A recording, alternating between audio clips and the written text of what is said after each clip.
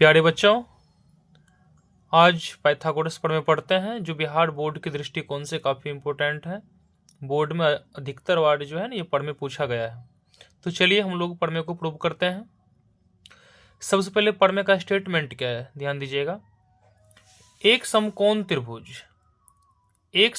त्रिभुज में कर्ण पर का वर्ग अन्य दो भुजाओं पर के वर्गों के योग के बराबर होता है।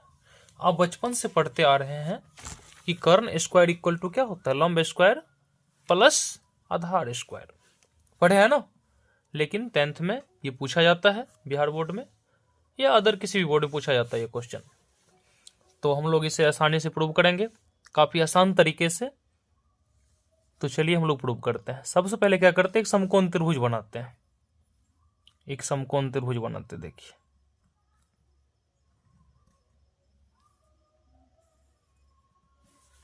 ये एक त्रिभुज बना लिए है ना। इसका नाम देते हैं एबीसी। एक समकोण त्रिभुज है, ठीक है। एबीसी एक समकोण त्रिभुज हो गया। अब देखिए क्या करते हैं, इसमें रचना करना पड़ेगा, तो रचना कर लेते हैं। 20 जो है ना, एसी पे एक लंब खींचते हैं, तो बीडी लंब एसी खींचा। और आपका ये समकोण त्रिभुज है, ये समकोण, ये वाला कोण भी क्या है आपका समकोण है। तो आप लिख लीजिए, ऐसे दिया है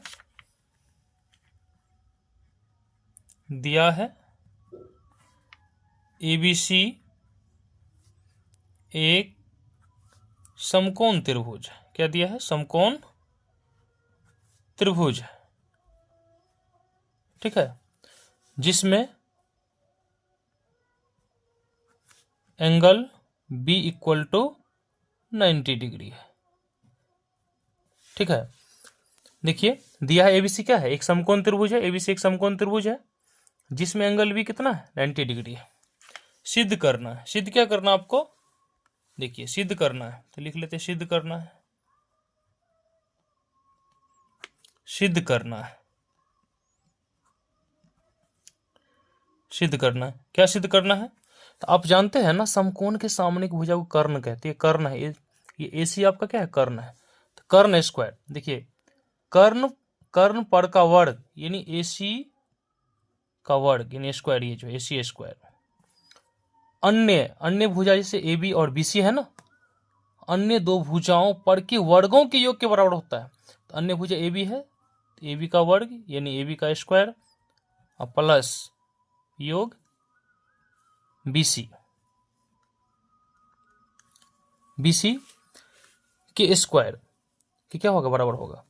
ये कर्ण जो है ना, कर्ण एसी का जो वर्ग है यानी एसी स्क्वायर जो है, ये ए बी स्क्वायर और प्लस बीसी स्क्वायर, क्या होगा, बराबर होगा। यही स्टेटमेंट है, आपको प्रूव करना है कि किसी समकोण त्रिभुज में, समझे, किसी समकोण त्रिभुज में कर्ण का जो है ना वर्ग जो होती है, कर्ण का वर्ग अन्य दो भुजाओं के वर्गों के योग के बराबर होता है। ये आपको दिखाना है। तो आपने रचना क्या किया है यहाँ पे, बीडी लंब एसी खींचा है, तो लिखिएगा रचना बीडी लंब एसी खींचा, बस इतना लिखें।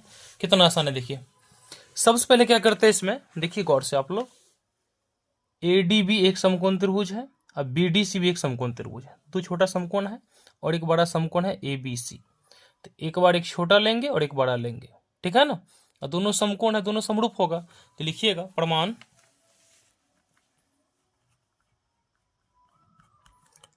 त्रिभुज एडीबी समरूप त्रिभुज क्या होगा, एबीसी। अब देखिए समरूप क्यों होगा, क्योंकि यहाँ भी जो डी है ना आपका, डी ये भी 90 है 90। एडीबी में एंगल डी क्या 90 है और एबीसी में भी एंगल बी 90 है, तो दोनों में 90 हो गया। और एंगल ए जो है उभयनिष्ठ है, ये दोनों में, इसीलिए एंगल समरूपता के नियम से ऐसे लिख, ये क्या होगा, समरूप हो जाएगा, समझे। तो दो समरूप त्रिभुज के संगत भुजाओं का अनुपात क्या होता है, बराबर होता है, समझे। तो इसमें क्या करते हैं, देखिए इसका भुजा लेते हैं एडी, जैसे एडी लेते हैं इसका, लिखिएगा क्योंकि दोनों त्रिभुज समरूप है, तो इसीलिए इसके संगत भुजा का अनुपात क्या होगी, बराबर होगी। इसका लेते ए डी, इसीलिए ए डी बट्टे इसका लेंगे ए बी। ध्यान दीजिएगा ए डी लिए तो इसका क्या लेंगे, ए बी लेंगे,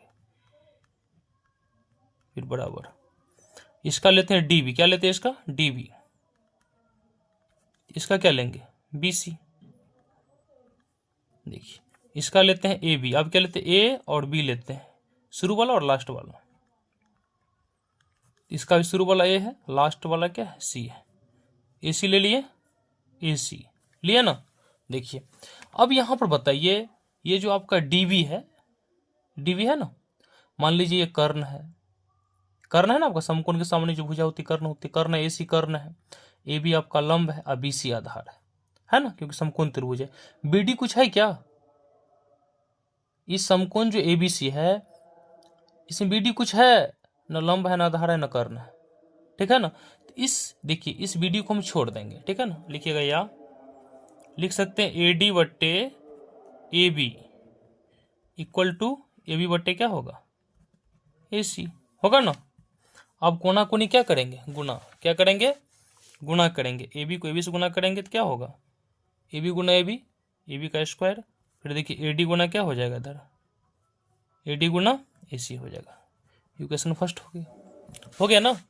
चलिए अब देखिए अब क्या करते हैं, अब समकोण त्रिभुज, अब देखिए अब लिखेंगे, अब समकोण त्रिभुज बी डी सी है ना, ये छोटा वाला ये त्रिभुज लेंगे और बड़ा वाला त्रिभुज ए बी सी, ये दोनों समरूप है। पुनः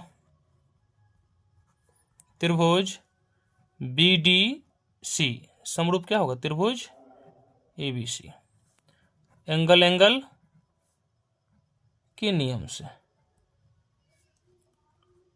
ठीक है ना, एंगल एंगल के नियम से। तो इसीलिए इसका भी संगत भुजा का अनुपात क्या होगा बराबर होगा। देखिए यहां बी डी लेते हैं, बी डी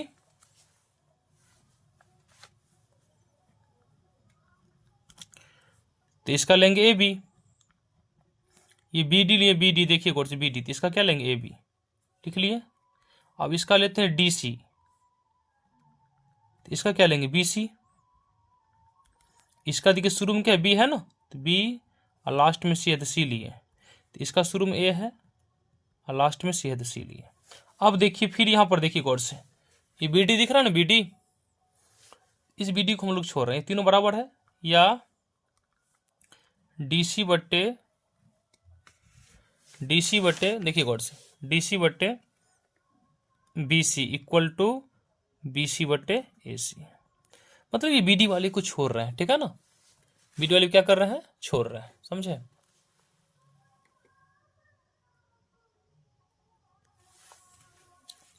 इसको क्या कर रहे हैं, इस बी डी वाले को छोड़ रहे हैं, ठीक है ना।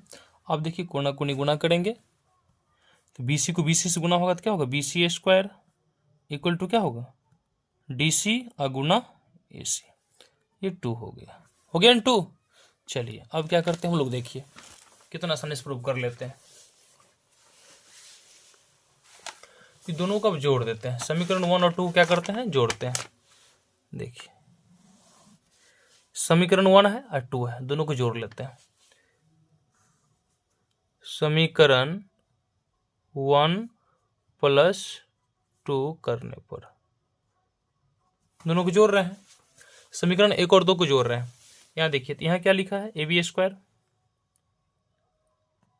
प्लस, और यहां क्या है बी सी स्क्वायर, दायां को दायां से बायां को बायां से। इधर क्या है बाबू A D Guna A C, A D गुना क्या ए सी है, प्लस इधर क्या है डी सी गुना ए सी है ना, डी सी गुना ए सी लिखिएगा, डी सी गुना ए सी, ठीक। अब देखिए यहां देखिए गौर से A B square plus B C square equal to, देखिए ए सी यहां भी है ए सी यहां भी, तो ए सी कॉमन ले लीजिए, तो क्या बचेगा इधर ए डी बचेगा, प्लस है प्लस, और यहां बच गया डी सी, बचा ना डी सी, देखिए गौर से डी सी बच गया। अब बताइए आप लोग ये जो ए डी दिख रहा है ए डी, और ये फिर यहाँ डी सी दिख रहा है, तो ए डी और डी सी ये दोनों मिलकर क्या बन जाएगा ए सी बन जाएगा, बनेगा ना ए सी। चलिए तो लिखिए A B square plus B C square equal to A C into N गुना ए डी और प्लस डी सी मिलकर क्या बन जाएगा ए सी, तो ए सी लिखिए। तो AC गुना AC क्या होगा, AC स्क्वायर। ये प्रूव करना था। AC square equal to AB square plus BC square equal to AC square. या AC स्क्वायर इक्वल टू क्या हो जाएगा, AB square plus BC square. यही आपको प्रूव करके दिखाना था। AC आपका कर्ण है तो कर्ण स्क्वायर इक्वल टू AB क्या लंब है ना, तो लंब स्क्वायर प्लस आधार स्क्वायर। यही पाइथागोरस प्रमेय है। अर्थात कर्ण स्क्वायर इक्वल टू लंब स्क्वायर प्लस आधार स्क्वायर। यही प्रूव करके दिखाना था। मैं उम्मीद करता हूं कि आप लोगों को काफ़ी आसानी से समझ में आ गया होगा। बहुत ही आसान ये प्रमेय है, ये थ्योरम बहुत आसान है और बोर्ड में अधिकतर बार ये 5 नंबर का पूछा गया है। तो आप लोग इसे बनाए, काफ़ी शॉर्टकट तरीका से बनाए हैं, समझे, और काफ़ी बेस्ट तरीका है। मैं उम्मीद करता हूं कि आप लोग समझे होंगे। यदि आपको समझ में आए तो जरूर आप लाइक करें। यदि चैनल पर पहले बार आए हैं तो सब्सक्राइब करें।